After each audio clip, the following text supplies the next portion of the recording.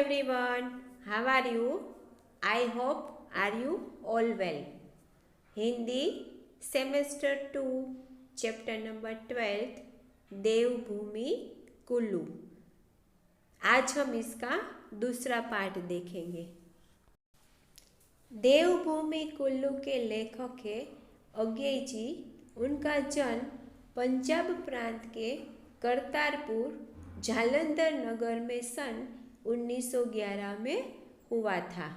प्रस्तुत यात्रा वृत्तांत लेखक की रचना अरे यायावर रहेगा याद से अद्भुत है। लेखक शहरी कोलाहल से दूर प्रकृति की गोद में बैठकर स्वास्थ्य लाभ करने के साथ साथ उपन्यास लेखक की इच्छा से देवभूमि कुल्लू आते हैं। इस यात्रा वृत्तांत में कुल्लू मनाली के निवासियों की सहज धार्मिक आस्थाओं, रीति रिवाजों को, वहाँ के विभिन्न रमणीय स्थलों को, सौंदर्य एवं महत्व को लेखक ने चित्रित किया है। तो चलो हम भी करते हैं देवभूमि कुल्लू की यात्रा। कुल्लू प्रांत में व्यास कुंड तथा व्यास मुनि, वशिष्ठ आदि ऋषियों के स्थान हैं। कुल्लू प्रांत में किस किस ऋषि मुनियों के स्थान है वो यहाँ बताया गया है। पांडवों के मंदिर है। भीम की पत्नी हिडिंबा देवी भी पूजी जाती है। पांडवों 5 भाई थे ना, उनके भी यहाँ पर मंदिर स्थित है। और 5 पांडव में से जो भीम है उनकी पत्नी थी हिडिंबा, वो एक देवी की तरह वहाँ पर पूजी जाती है। और सबसे बढ़कर महत्वपूर्ण बात यह है कि वहाँ पर मनु ऋषि या मनु भगवान का भी एक मंदिर है। कुल्लू में एक मनु भगवान का मंदिर भी स्थित है। शायद भारत में एकमात्र स्थान है। पूरे भारत में यह एक ही स्थान है जहाँ भगवान मनु का मंदिर है। जहाँ मानवता का यह स्वयंभू आदिम प्रवर्तक मंदिर में प्रतिष्ठित हो और पूजा पाता है, यहीं पर वो मंदिर है। बताया गया है कि ये जो भगवान मनु का मंदिर है वो एकमात्र पूरे भारत में स्थित है। और यहाँ पर ये जो स्वयंभू आदिम प्रवर्तक मंदिर में उसकी पूजा होती है। दशहरे के अवसर पर यहाँ बड़ा मेला लगता है और बहुत ही भीड़ होती है। कहते हैं कि जब दशहरा आता है तब यहाँ पर मेला लगता है और सभी लोग इस मेले का मनोरंजन करने के लिए यहाँ आनंद लेने आते हैं। साल भर का व्यापार प्रायः इस एक ही दिन में हो जाता है। देखो, पूरे साल का व्यापार मतलब हम 365 दिन अपना व्यापार करें तब हम अपना घर चला सकते हैं। लेकिन यह जो दशहरा का मेला चल रहा है वो एक ही दिन में ये लोग इतनी कमाई कर लेते हैं कि पूरे साल भर उनका गुजारा हो। बाहर से आए हुए यात्रियों के लिए बनी हुई देसी अंग्रेजी दुकानों और कुछ होटलों या पंसारी हाट की बात अलग है।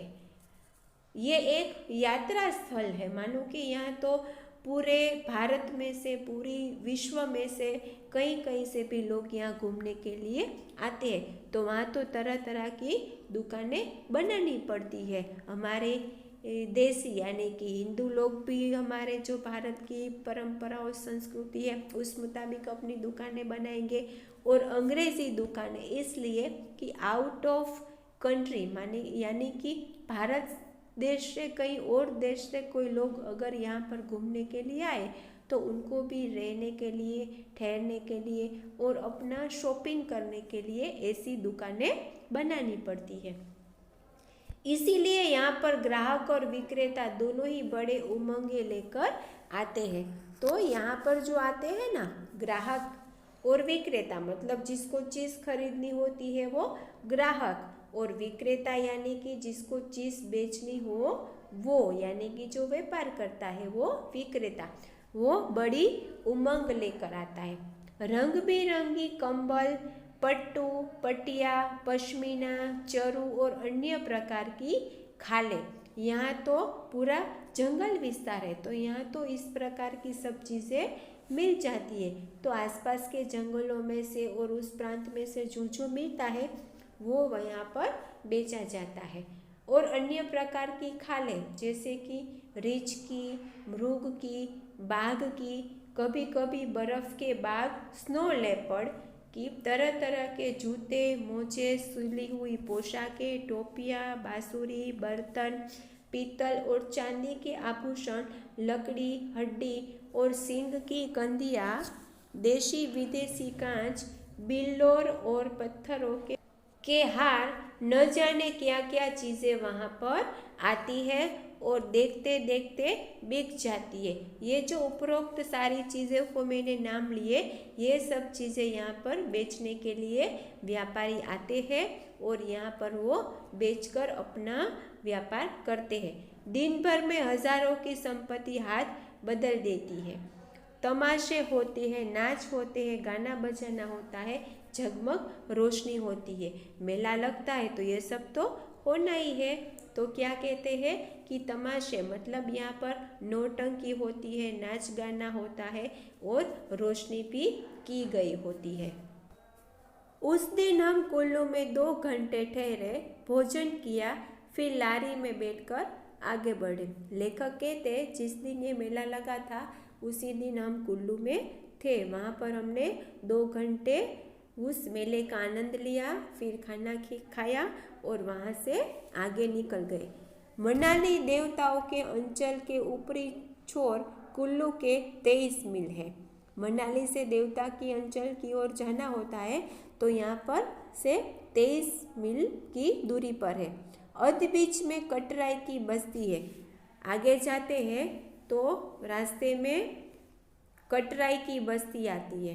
कटराई की बस्ती से चलकर मोटर कलात होते हुए मनाली जा पहुंची। इस बस्ती से निकलकर हमारी कार मनाली पर पहुंची। मनाली या मुनाली यह नाम मुनाल नामक पक्षी से पाया जो यहाँ का बहुतायत से होता है। मनाली नाम किस प्रकार पड़ा वो बताया गया है कि आप मनाली कहो या मुनाली कहो, ये एक मुनाल नाम के पक्षी पर से रखा गया है। फेंजेट जाति का हिमालय का यह पक्षी अत्यंत सुंदर होता है।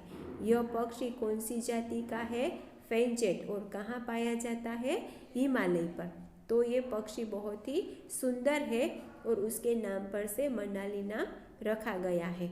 इसके संबंध में यहाँ के लोगों के कई किंवदंतियाँ भी सुनने में आती है।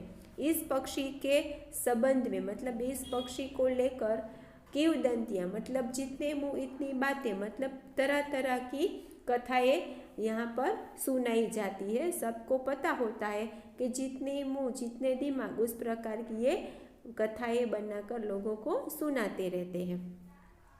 लेकिन मैदानी भाग में रहने वाले लोग मनाली को वहाँ के सेबों के कारण ही जानते हैं। लेकिन मैदानी मतलब जहाँ पर पर्वत विस्तार नहीं है, वहाँ पर जो लोग रहते हैं वो सेबों के कारण ही जानते हैं। और नाशपाती के लिए मनाली शायद संसार में सबसे बढ़िया स्थान है। नाशपाती एक फ्रूट है, एक फल है जो यहाँ पर बारिश की सीज़न में आता है और वो भी संसार में बढ़िया स्थान मतलब मनाली में नाशपाती का बहुत ही ज़्यादा उगना मतलब वो फल वहाँ ज़्यादातर पाए जाते हैं। मनाली की 2 बस्तियाँ हैं। एक तो बाहर से आकर बसे हुए लोगों द्वारा बनाए हुए बंगलों और बाजार। मनाली में 2 प्रकार की बस्तियाँ देखने को मिलती है। एक तो बाहर से मतलब जो पहले से मनाली में स्थित नहीं है, वे लोग जो बाहर से आकर आए उन्होंने अपने बंगले बनाए और बाजार बनाई, अपनी बस्ती बनाई जो दाना कहलाती है। उसको क्या कहते हैं? दाना कहते हैं। और दूसरी वो बस्ती जिससे करीब मील पर ऊपर चलकर खास मनाली गांव की और मोटर दाना तक जाती है। दूसरी वो बस्ती कि जहाँ पर उससे थोड़ी मील पर ऊपर चलकर जाना पड़ता है वो खास मनाली गांव की मोटर दाना तक जाता है। दाना के सड़क पर फिर व्यास नदी के पार करते रोहतांग की जोत से होकर लाहौल को चली जाती है। यहाँ पर मनाली से आगे जाएंगे तो क्या आएगा वो हमें दिखाया गया है। दानों के सड़क पर व्यास नदी पार करते ही रोहतांग की जोत से होकर लाहौल को चली जाती है। इसी मार्ग पर मनाली से 2 मील की दूर पर वशिष्ठ गांव है, जहां गर्म पानी के कुंड और वशिष्ठ मंदिर भी है। यहाँ पर वशिष्ठ कुंड कहाँ पर है, उसका मंदिर और वहाँ गर्म पानी के कुंड भी है। कहते हैं कि वशिष्ठ ऋषि यहाँ तपस्या करते करते पाषाण हो गए थे। वशिष्ठ ऋषि का नाम तो आप सभी ने सुना ही होगा। सुनने में आता है कि यह ऋषि ने यहाँ पर बहुत ही तपस्या की और यहीं पाषाण मतलब देव हो गए, मतलब भगवान को प्यारे हो गए, भगवान के धाम में चले गए। पाषाण मूर्ति वहाँ पूजी भी जाती है। ये जो वशिष्ठ ऋतु है ना, वशिष्ठ ऋषि उनकी मूर्ति है, उनको यहाँ पूजा जाता है। यहाँ पानी में गंधक की मात्रा काफ़ी है और यह स्वास्थ्य के लिए बहुत अच्छा है। यहाँ जो कुंड है वशिष्ठ कुंड हमें बताया गया, उस पानी में गंधक की मात्रा, मतलब गंधक एक प्रकार का रासायनिक है और उसमें इसकी मात्रा बहुत ही पाई जाती है, जो हमारे स्वास्थ्य के लिए बहुत ही अच्छा माना जाता है। तो स्टूडेंट, आज के वीडियो लेक्चर में हम यहाँ तक कि कुल्लू की यात्रा करते हैं। आगे की कुल्लू की यात्रा हम नेक्स्ट वीडियो लेक्चर में करेंगे, ठीक है। तब तक के लिए bye bye, thank you very much.